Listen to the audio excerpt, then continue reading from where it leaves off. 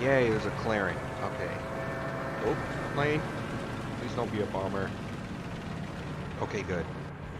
Let's see.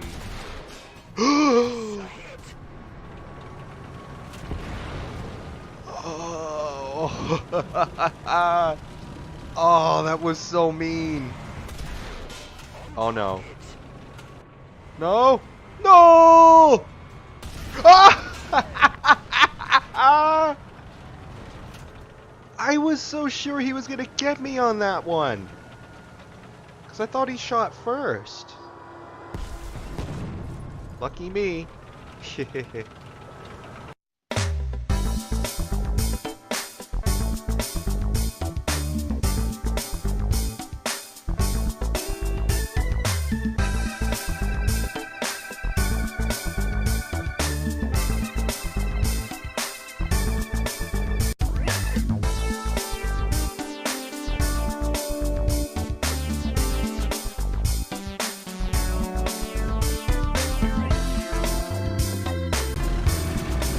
Howdy folks, Sauber here. Welcome back to the channel. Here it is, part 2 for Age of the Abrams. With its recent change to BR 9.7, so far, if you get the right team, it can still dominate. So long as you don't face T-64Bs. The reason I say that is, although it is certainly possible to defeat T-64Bs, that's pretty much the main tank you gotta look out for. And the Leopard 2K, because, you know, it's excellent heat round. It's funny, there was one time I was playing the Leopard 2K and my Sabo could not pierce the Abrams at range, because he was about a kilometer away. But when I switched to heat, yeah, that would go through the lower plate like butter. Nice and easy. But there is more for the Abrams. Here is a dev blog that was released on the 17th of April 2018. Question: what changes will be done on Abrams, and how will we deal with it in the T-64? T-64, I gotta admit, aside from its poor mobility, is a fun tank to play. For me personally, it's second only to the Leopard 2K. But anyhow, this was their answer. There will be a finalization on the spoiler. Wait, I gotta do my accent. There will be a finalization of the spoiler inside the vehicle. For example, if it will be penetrated by a shot, this will not help and save the crew from a fire. Oh, well that's interesting.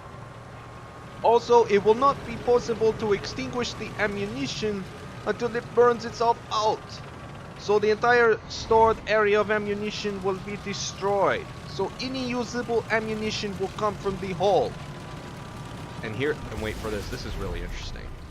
At the time of the ammunition fire, the turret, originally translated as tower, lol, needs to be rotated away from the engine, as in reality, to preserve the power plant and transmission until the fire has completely gone out.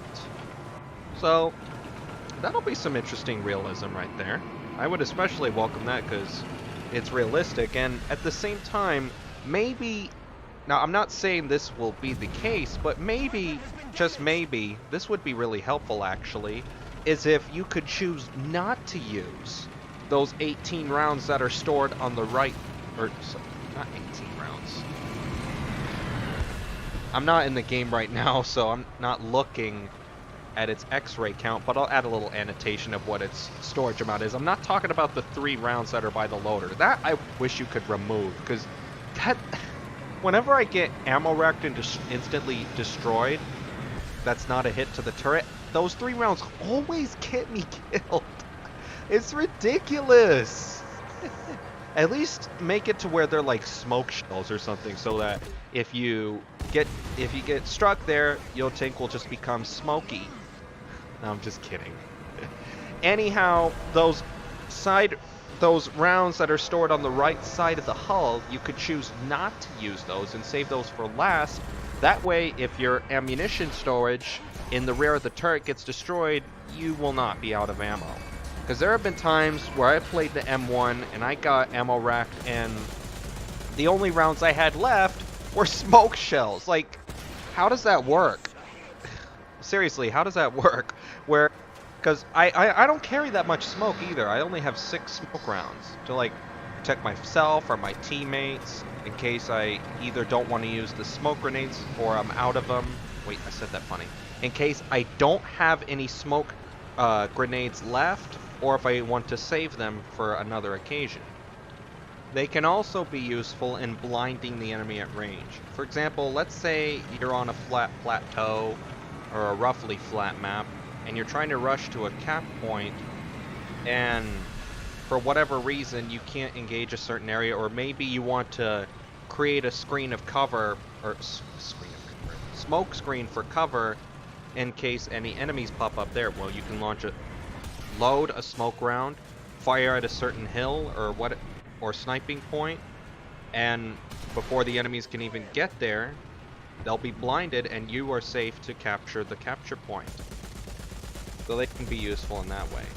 But nonetheless, this would also be useful for other tanks in general with multiple ammo racks. Being able to choose your ammo rack. For example, I don't really play the M60 Patton anymore, but if I wanted to use it, it would be nice to be able to choose not to have ammo in the turret. Because unlike the M1 Abrams, the M60 does not have blowout panels. So if you get shot in the turret, you're going to go kaboom. Especially if they aim for the left side, which if you're facing head on, that'll be to your right if you are engaging the M60. But there was one other thing I forgot to mention about the T64 from that devlog. And I quote, "In addition, the T64B will receive a researchable modification to the T64BV." Very exciting, considering that I also have the T64B. Now, here's the question. We're going to get the T80 at some point, most likely in the next patch. They already said in a developer Q&A, I think it was one on the stream, that the T80 model was ready. And I'll focus more on the T80 in a moment. But is the T64BV going to be a new vehicle? Or is it going to be, as I suspect, a modification? Like, for example, in-game we have the BMP-1. But you can also install a modification via a modification unlock. A modification as in, like, for example, parts or FPE or tracks or suspension. I mean, not suspension. Transmission. That's the word I was looking for. That sort of modification. You install this certain modification, and it automatically becomes the BMP-1P. It doesn't change the vehicle's name tag, which would be kind of nice. It would make a lot of sense. But I can understand if it would be too complicated. I mean, code can be a little pain in the rear end. Anyhow, would it be of that sort where you would install a modification and boom, you'd be a T64BV? Or would it be a new vehicle? Personally, I think it would be a modification, which would make a ton of sense because it's a simple modification to the T64B we already have in game. And going back to the T80, which T80 model would we get? I probably mentioned this in my last video, but silly me, I can't remember. But would it be a T64, the first T80, a T80B, or T80BV? My guess is that it would most likely be a T80B. Maybe, just maybe, a T80BV as a modification, kind of like the T64B and BV, assuming that's what's going to be added. Now, they never said when the T64BV modification would get introduced. So it could be, let's say, not a major patch, but like a quick fix minor patch, or it could be the next major update. we'll just have to wait and see. But let me tell you, I do have some Eagles set aside, waiting just to get the modification of the T-64BV, because that'll be kind of fun, because it kind of, with its ERA, kind of reminds you of a T-72B, minus the suspension, of course, and other modifications. But yeah, it'll be exciting to see what 1.79 has to offer. I certainly can't wait. Or better yet, what I should also say is what we could expect from the T-64BV, because we'll most likely get that sooner. However, if it's not due in 1.77 like in a minor patch, then for certain the 1.79 patch. But now, let's highlight a few vehicles that I wanted to mention last video but just didn't have time. This first vehicle is a vehicle that I know for certain the French would certainly like. And that is the AMX Leclerc. Sorry if I said that wrong. The AMX Leclerc is a French main battle tank of the French Army that entered service in 1993 and was designed from 1983 to 1989. It is an awesome looking MBT with, if you're looking on the Wikipedia page, has a really nice green, brown, and black camouflage. I especially love the green. Looks really nice. And it has very decent looking side armor for its hull.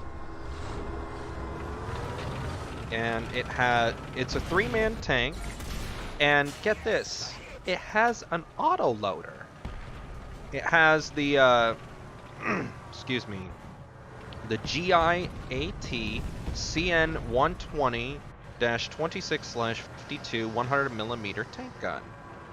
Now, this is an original gun, and what I mean by that is it is developed by France. It's not the Rheinmetall 120mm gun. This is the nation's own gun, although obviously it can use standard NATO ammunition. It's kind of like how the British have their own 120mm cannon.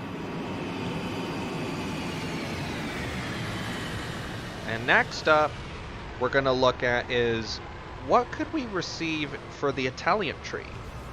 Like late tier 6 Italian MBTs. Now, obviously Italian as of April 25th, 2018, War Thunder has not announced anything regarding new Italian tanks for War Thunder. Not just yet. They are in development, but as to when we could expect to receive them, no one knows. But let's talk about a couple of top tier MBTs that Italy could receive. The first is the OF-40. The OF-40 is a main battle tank developed by a joint venture between OTO, Merla, and Fiat. And it was intended for export sales. So that's interesting in itself. And when I saw the picture for the OF-40, and you might remember the OF-40 as being the main vehicle that me and Zero took on our very first, or well, my very first Armored Warfare video. The short-lived mini-series that me and Zero played together. The OF-40 kind of reminds me a little bit of the Leopard 1. Like a Leopard 2 hull with kind of like a Leopard A3 turret. Now I know it's not a Leopard 1, but it does remind me of a Leopard 1. With a 105mm cannon and what looks to be a 50 cal on the roof, and I'll link the images in the description so you can see for yourself. This would be an interesting vehicle to see in War Thunder for the Italians. And it's a 1980s MBT. And last, but certainly not least, is the one I thought looked really cool. The C1 Ariete. This tank, I'm not saying it is a Challenger 1. So, keep your shirt on for that one.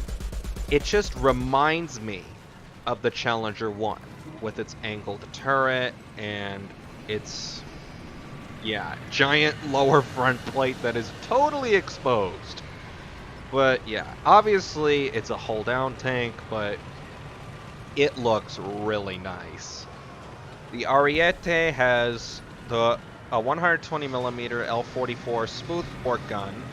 It doesn't say if it's the one used on the Leopard 2, you know, the Rheinmetall. The only issue is that it's much newer than most of the other MBTs I mentioned, even the ones in game, excluding the AMX-30 B2 brand new. Now, obviously I might be saying brand new wrong, but this one was introduced in 1995 and produced between 1995 and 2002, so not a lot of those vehicles were made, only 200. But then at the same time, Italy doesn't really have as big an army as, like, the United States, for example. But nonetheless, it would be an interesting vehicle to see in War Thunder. Now, going back to the M1 Abrams, it's just one of those vehicles where you just gotta learn not to be afraid of it, as was mentioned in the recent Thunder Show video. Or not Thunder Show, Shooting Range. And the times I've faced the Abrams and other tanks like the T-64B and the Leopard 2K, I guess I have the benefit of owning a vehicle that I go up against, because while I never really went down the British line, I always excelled, and when I say excel, I mean like focused on maintaining my American, German, and Russian tank trees. Like when new vehicles come out, I would research them.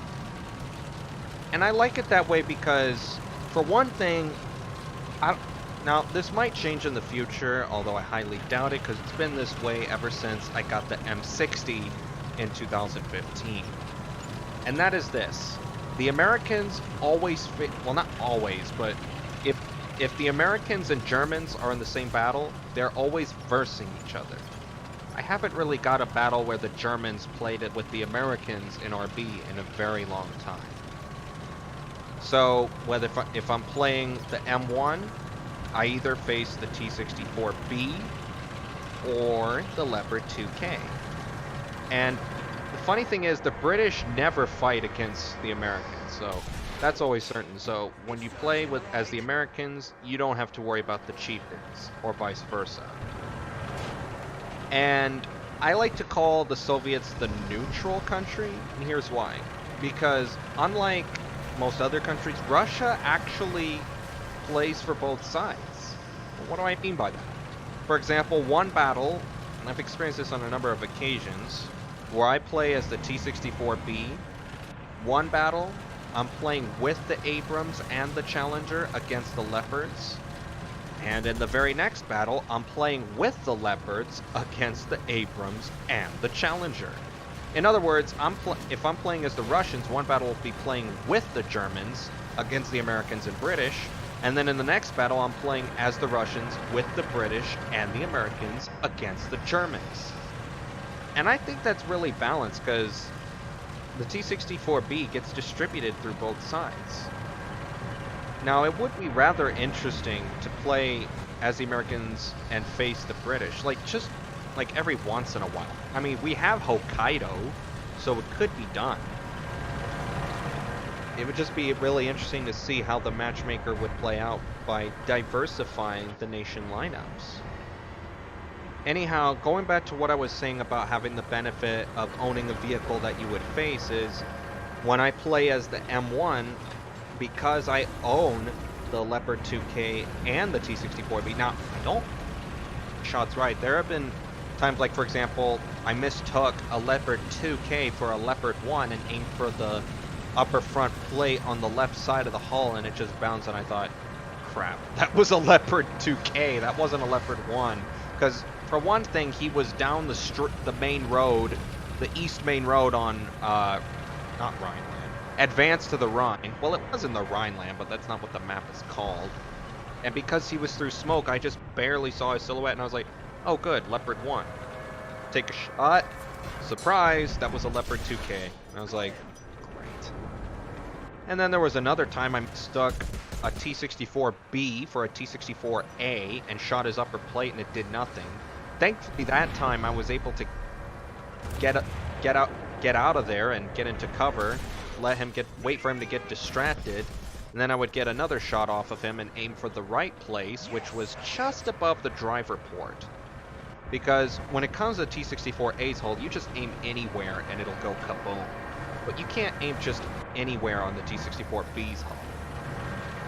Having said that, if I'm playing as the T-64B or the Leopard 2K against the M1, now again, I don't always get the shot right, but I aim for two places. Either the gun breech or the turret neck. The latter of which is the hardest to do because I've been on both ends of this where the round will hit the turret ring and just ricochet or only damage the ring itself, and you're able to get away. But I think it'll be interesting to see how you'll have to handle a fire in the ammunition rack now that you'll have to let it burn and turn your turret away. I think that would be a great balancing feature, because in the M1 you can already survive that anyway. You just have to wait for the ammo to burn and you're good to go.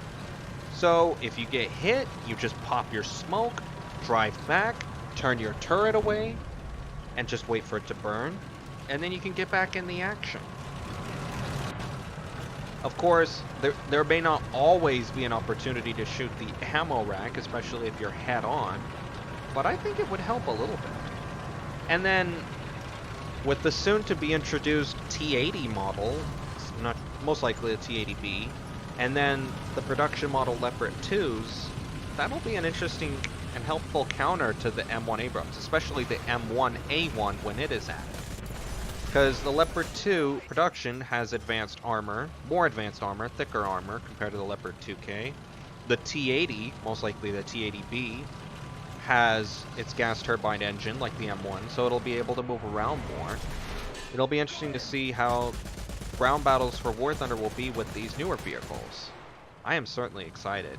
To think it's only been a little over a month since 1.77 dropped, and I am already looking forward to 1.79. We will most likely expect 1.79 in either late May or early June. We'll just have to wait and see. That is all for this video for now. I hope you've enjoyed. Thank you so much for watching. Have a great day, and until next time, peace out.